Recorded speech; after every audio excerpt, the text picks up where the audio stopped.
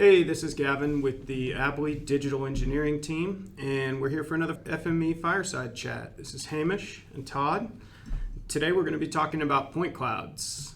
So point clouds, I know that these guys are pretty excited about. They enjoy them quite a bit. They can be a bit of a hassle at times just because of the size and what you're dealing with as far as data is concerned, but you both have a few projects under your belt that we can dive into, and also some ideas, tips, advantages, obscure uses, maybe the future. Those are kind of the topics we're going to be talking about today. Let's be fair, Gavin. You only gave us about 2 minutes detail that we were actually going to go into point clouds. So it's not like we actually knew what was coming. But yes, point clouds are pretty cool in FME. So, and it's a very different way of thinking about your data. Yes. Like, it's not tabular like most other data is. The funny thing is it can be tabular from the mindset of it. Yeah. Right? Yeah. Because it's all XYZ, theoretically, point cloud. And then you add on additional columns, which are your components in the point cloud. Yeah, and I mean, actually, if jumping straight to it, X, Y, Z aren't actually needed for a point cloud. Yeah. So that makes it a whole different thing. It's not even a point cloud. It's just a cloud. It's another data structure. But yeah, from project-wise, I mean, you get lots of data in as point clouds these days. So LiDAR, anything really. And FME can handle it so well as a point cloud. Incredibly quickly. Yeah, incredibly quickly. Thank you for building that in, Safe. Because handling that type of amount of data used to be quite hard, and especially like the speed that they can do stuff with point clouds is really, really impressive. And let's jump to the fact that FME's been implementing bulk mode or not, which is basically based on how the speed they were able to find with point clouds and rolling it out to other formats. The thing with point clouds and FME is when you think of I'll just use a CSV for an example, just a simple CSV file format. When you read it in, you get one feature for every row. However, you can also read a CSV in as a point cloud, and out of that you will get one feature. So all of your information exists within a point cloud. The point cloud itself is the feature, but within there you have got all the individual rows, points, that then have your components on them, which are your attribute values. Yep. And just the speed at which it can handle and do calculations on those things is immensely quick. Yeah. So I suppose one of the great things about that is instead of providing a calculation against feature by feature by feature, you can apply it to a single feature in a point cloud and have it applied to that component. And that is so quick. Yeah, we'll dive into that a little bit. Yep. Just as one of those obscure uses, being able to apply basically an algorithm or an equation to it. What types of projects have you guys dealt with as far as point clouds are concerned? And we can talk the most basic. For example, LiDAR project. Somebody sends you, basically they flew a corridor, plane, drone, what have you. They processed that data and they gave you a LiDAR point cloud, and then you were able to pull that into let's say a map to be generalized things.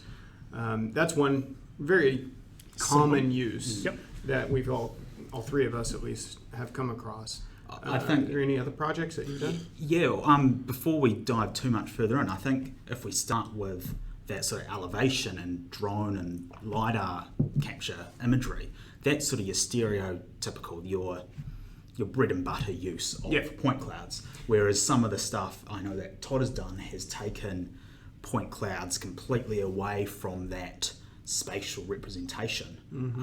So I think if we start with, I've used LiDAR or point clouds for rudimentary LiDAR data, both aerial, ground-based surveying, representing road corridors, representing as-built survey information, really basic feature extraction, as well as ground extraction and filtering out points out of this LiDAR data. So bear in mind that LiDAR data can be delivered in any format, but often it's read as point clouds because you can have a whole bunch of information, a whole bunch of different returns, and dealing with it in a point cloud, you might be dealing with upwards of 100, 500 million points of information, billions, points of information, and being able to store them all in a point cloud and very quickly say, hey, I actually only want to look at things that have been classified as the ground, and being able to pull that, and then suddenly your billion point cloud has come down to 500 or 50 million, and your data is so much more usable, really quick. You can then go and create a DEM, a TIN, and it's all, doing something like that, 6 transformers, it's not much, and you can suddenly wrangle gigabytes of information. Vegetation was one that came to mind for me. Recently we had a project last year where it was encroachment of basically the right-of-way for a transmission line, and running scenarios through there and pulling the point cloud off the vegetation that was picked up from that LiDAR was something that, intersecting with the process that was built by some colleagues of mine, was very robust in that it was just checking those individual points of the point cloud that were intersecting that right-of-way and collision area. And they were representing a tree, exactly. In this case. That was picked up from just, if you really think about it, just LiDAR, the radar picked up. So that was a really neat project that we were on. I know that you've used it for a few things. Yeah, so I can think of a few just basic ones, which is things like signs, pulling out signs across the thing and comparing them to where they actually documented the signs were. Were you taking return as well, like the brightness return? And that type of intensity return. And actually that's a good point, because and another thing, it highlighted signs that actually no longer met the intensity requirements for reflectivity. Yes, cool. But amazing difference compared to what had been captured by hand. A lot more signs, and the placement was so much better. Posts, poles, anything like that, kind of that feature extraction basically. But then some obscure things for point clouds is where we never had a point cloud to start off with, but we built a point cloud. So some of that is viewshed analysis basically. So utilising a single point. So the example was driving down a road and seeing how far you can actually see along that road. Safe view. Yeah, safe view, yeah. So basically it's designed so you know where to put your yellow lines, because you get a certain amount of vision in front of you. And basically that uses a point cloud spitting out in front of the vehicle, and if uses an underlying DEM, and if your view is intersected by that DEM, then you know that's where your view stops. So you'll be able to tell how much distance that is and report back on that. Nice. And again, that's not, you never have a point cloud to start off with, but you can actually build that and figure out what you need to. Again, that has a spatial component. Yes. What about, I know you've done some completely non-spatial stuff. Yeah, so I suppose there's a few that I could fire off the top here, but actually that process, that one that looks out in front, only does the X, Y's and Z's towards the end. So when it does the thing, because actually I don't need when I'm first doing lots of the calculations and stuff, I want it to fly as quickly as I possibly can. So I don't actually need geometries on it when I'm figuring out some certain stuff. I only put them back later, and before I do some of the analysis between that and the DEM to get the speed out of the process. that can make it a lot quicker as well. Mm-hmm. But other things that we've done with point clouds are things like making a hash with some salt and salting and stuff. So basically converting a ID into a lot bigger ID which can't be broken down. So that is to do with privacy. So in case like human movement, cell phone data, not being able to figure out who the person was. So then creating that, using an equation and being able to apply it across a layer that contains 1 billion points and having it apply Which very, was very the reason quickly. why you used point cloud, because Well, the volume of data. there was more than that though, because we actually converted the attributes into numeric values and then referenced a different table for each one of those values, and that's that way you could store all the data into point cloud. So another great, that's a great point, is what we were doing there is we were wanting to find out what all of the values were within a particular layer. And if the point cloud merger allows you to, basically you can deduplicate on things like X and Y and Z. So for instance, if you've got 2 points that are sitting on top of each other, you can put them into a point cloud merger, choose X, Y and Z as your merger, the same point cloud going into both sides, and then take from the reference port and you'll get only a single version. You won't get the duplicates. So you can do the same with a component that holds a attribute. So for instance, you might have the road, Victoria Street, or Main Road and things like that, and they might be utilised lots and lots of times. You can put that through in a point cloud merger and just choose referenced, and you'll get all the distinct values. That would be a separate component than the XYZ values. That's where we were going back to earlier about storing attributes. Like a point cloud has color red, color green, color blue. The same thing applies for the tabular data that we could pass through, and those each becoming a component that you could reference on. And the beauty of that is, databases and stuff can do distincts nice quickly and things like that, but what happens if you're not holding your data in a database? Right. So being able to actually put it into a point cloud, which is easy to consume and all that sort of stuff via FME, it's just and then getting a distinct across it in very, very small amounts of time, so under a second to repeat that. And when you're trying to find all the distinct values across, let's say, 10 fields that are each, and there's over a billion features, it's a very quick way of doing it. Some tips, tricks, advantages, disadvantages, and then using, I guess, how and why is FME so powerful? Like the transformers that it has. Obviously. I mean, the obvious is, and we've covered it pretty well, is the speed. It's just so much faster. And if you take a step back, point clouds actually store pretty efficiently.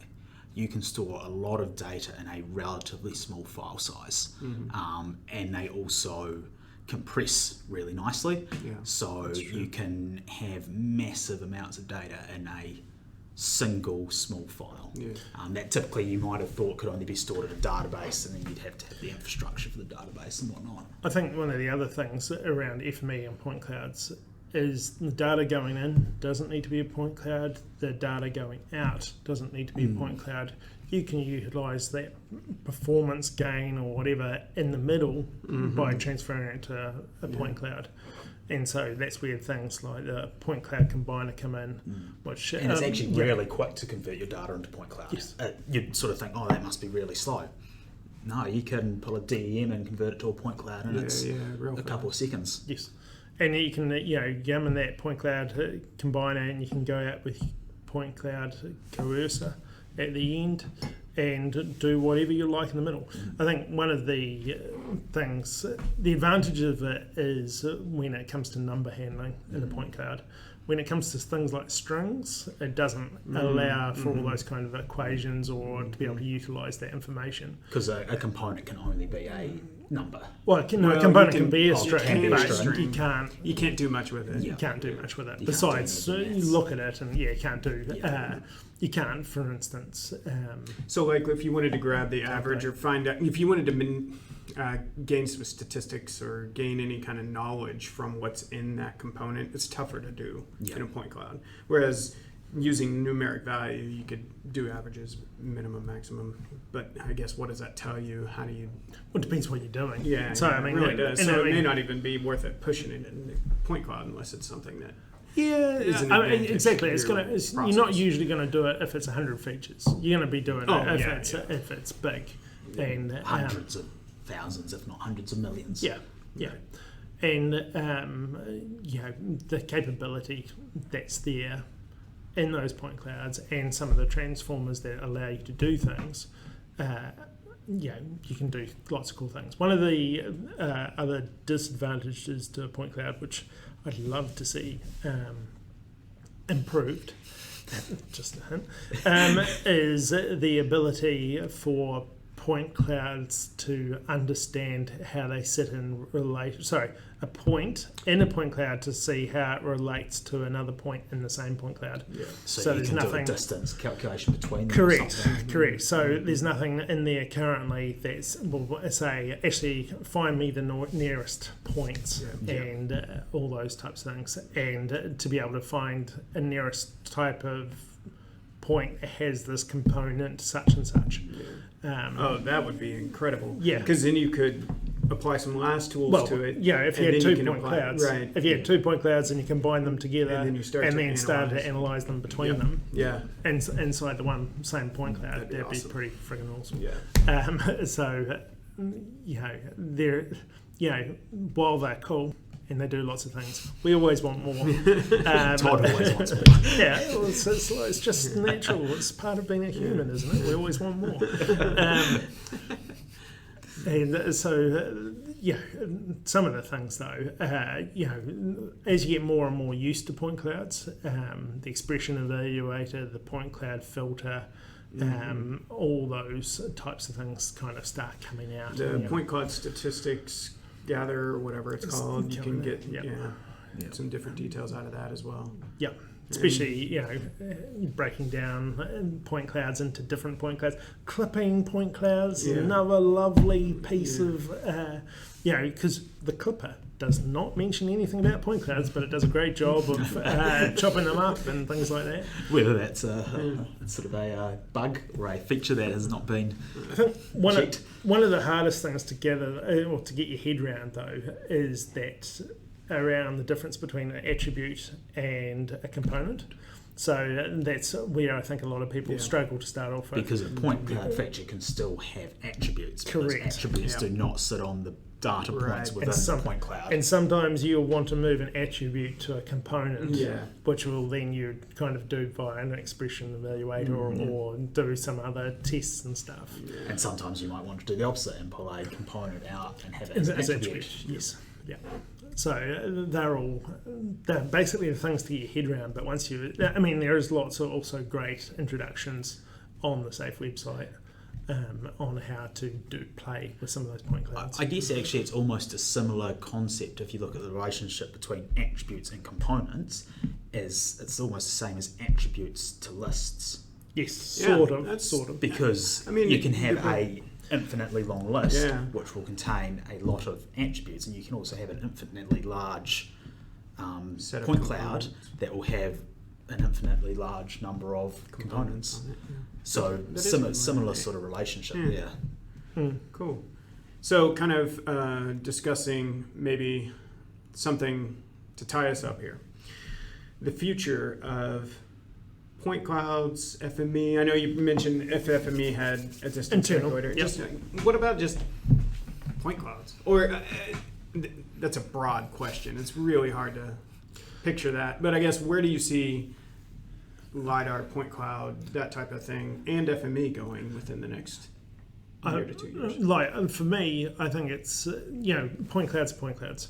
So I'm not sure if they will change much. I mean, maybe there's functionality improvements that SAFE will be able to introduce, But and just to jump out there, another one would be it'd be great if the point cloud knew what components were actually on it via some of the menu things, because a lot of time you're guessing as to what component it is, and it's a good idea to remove components if you're not using them, because it's just a whole bunch of extra data. But it's actually, I'd say, for the users to understand what a point cloud can do for them and the point cloud transformers.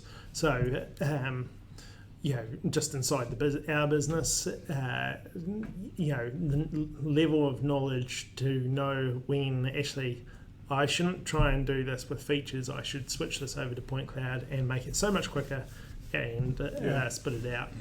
For me, some improvements I'd like to see would be more around some of the specific use cases, specifically around where you're dealing with sort of elevation and LiDAR scans that have been stored in point clouds. So something that's really common, or is that sort of a LiDAR standard, is classification levels. And actually, so they all have different colours, whether it's ground or vegetation, water, and a lot of LiDAR data you get has that classification on it, which sits under the components. It would be great if an inspector you were able to apply the standardised colorations, so when you're actually viewing your data, you can straight away see, okay, so my point cloud, I can see which points within my point cloud have the ground. I think there's a transformer on the hub that does that. Yes, there's a transformer, but just being able to then toggle that on off in the inspector. In terms of Yeah. So you want recap. Autodesk's recap inside inspector, and recap's gone now, isn't it? So we can probably just get Autodesk to push that over into FME inspector, and we're sweet. I'd also like better. Well, I'm at better 3D navigation and GPU acceleration. That's a story for another day.